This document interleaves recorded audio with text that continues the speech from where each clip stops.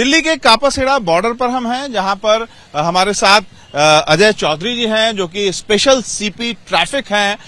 Sir, क्या आप लोग कार्रवाई कर रहे हैं? क्या कुछ ऐसी ट्रकें भी हैं जो BS4 हों और दिल्ली में प्रवेश कर जा रही हैं? ये देखिए, जब से एयर क्वालिटी इंडेक्स लगातार खराब हो रहा है, उसके बाद से CAQM ने उसके ऊपर ग्रेव 4 को लागू किया है और उसी ग्रेव 4 के अंतर्गत ये निर्देश दिए गए हैं कि BS4 और उससे नीचे की जो भी गाड़ियां हैं उनको दिल्ली में न एंटर करने दिया जाए।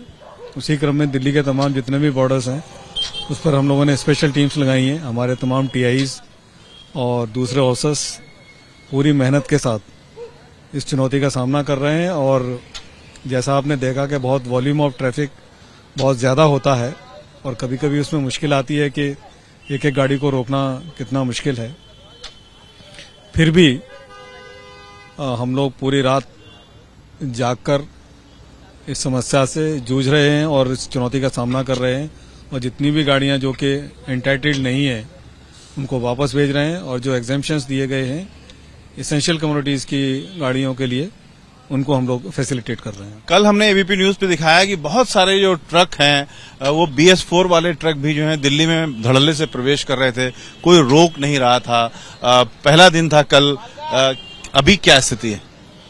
अभी स्थिति आपने यहाँ पे खुद अपनी आंख से कापासेड़ा बॉर्डर पर देखा है और मैंने भी बाकी जो गुड़गांव वाला बॉर्डर है उस पर चेक किया है। बहुत ही इफेक्टिव रूप से हम लोग चेकिंग कर रहे हैं। तो यहाँ पर देख रहे हैं कि केवल 2 ही ट्रैफिक पुलिसकर्मी हैं। क्या कर्मचारियों की संख्या, इन पुलिसकर्मियों की संख्या कम नहीं है? नहीं, 2 नहीं है, और भी हैं। और बाकी अब ये कहना इस परिस्थिति में कि हमारे पास मैन पावर कम है बहुत उचित नहीं होगा। जो भी अवेलेबल मैन पावर है, जो भी हमारी रिजर्व लाइन्स हैं, जहां से भी हम लोग पुल आउट कर सकते हैं, उन तमाम लोगों को हम लोग डिप्लॉय करके इस चेकिंग को प्रभावी बनाने की कोशिश करें। कितने बजे तक चलेगी ये चेकिंग?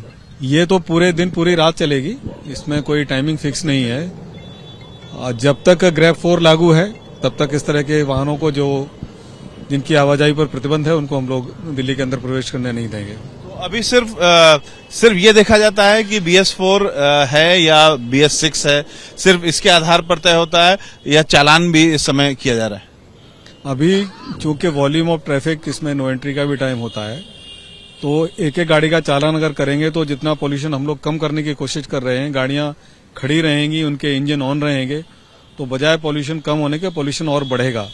तो सबसे बेस्ट तरीका यही है कि उन गाड़ियों को इमीडिएटली वापस किया जाए, जिससे से कि जल्दी से जल्दी वो दिल्ली के बॉर्डर्स को क्रॉस करके अपना जहां डेस्टिनेशन है और जो पेरिफेरल रूट्स हैं वहां से अपने डेस्टिनेशन पर चली जाए। कुछ ड्राइवर ये कह रहे हैं कि भाई हमको तो मालूम ही नहीं था कि यहाँ ग्रैब 4 लगा है या क्या होता है ग्रैब 4, ऐसा इनोसेंट बन रहे हैं।